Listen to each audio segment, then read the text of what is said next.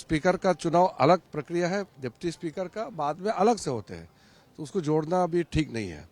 इसलिए हम मानते हैं कि कांग्रेस ने अगर नामांकन भराया है तो दुख की बात है, क्योंकि स्पीकर पद को लेकर के आज तक चुनाव नहीं हुआ है और एक कंसेंसस के माध्यम से ही स्पीकर का नियुक्त होता है। लेकिन जिस तरह से एक मिनट, बाकी लोग एक साथ तेज ये गोटे कथा कहुपर जिते निर्वाचन होगापी जाऊँगी प्रार्थीपत्र दाखल कर ओम बिरला अन्यपटे के सुरेश गत लोकसभा बाचस्पति थे ओम बिरला विरोधी जिते सहमति प्रकाश पाईना यार भितर जो परंपरा रही से परंपरा टूटी।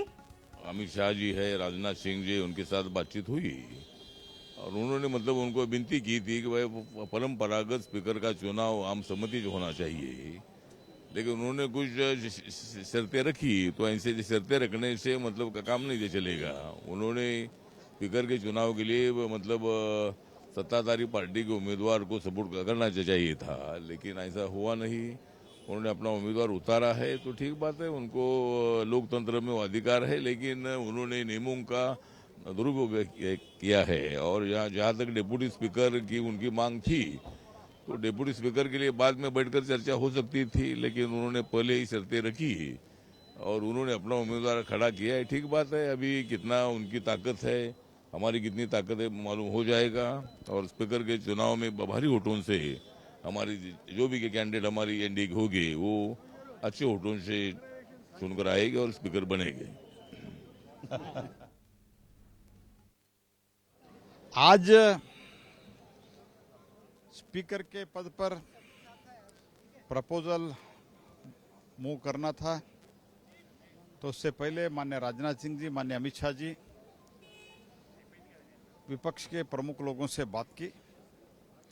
लेकिन दुर्भाग्यपूर्ण बात यह है कि उन लोग वो प्री कंडीशन लगा के, पूर्व शर्त लगा के हम सपोर्ट करेंगे ऐसे बोल रहे हैं। संसदीय प्रजाप्रभुत्व में ऐसे कभी भी हो नहीं सकता है। तो जब विषय उठाया डिप्टी स्पीकर का, तब भी माननीय रक्षा मंत्री जी ने कहा कि जब उप स्पीकर का, डिप्टी स्पीकर का विषय आएगा तब हम फिर से सबसे चर्चा करेंगे, क्योंकि ये जो स्पीकर और डिप्टी स्पीकर पक्ष और विपक्ष का नहीं होता है। ये स्पीकर और डिप्टी स्पीकर होता है पूरा सदन के। Both they will be the custodian. Speaker is the custodian, he is the deputy custodian.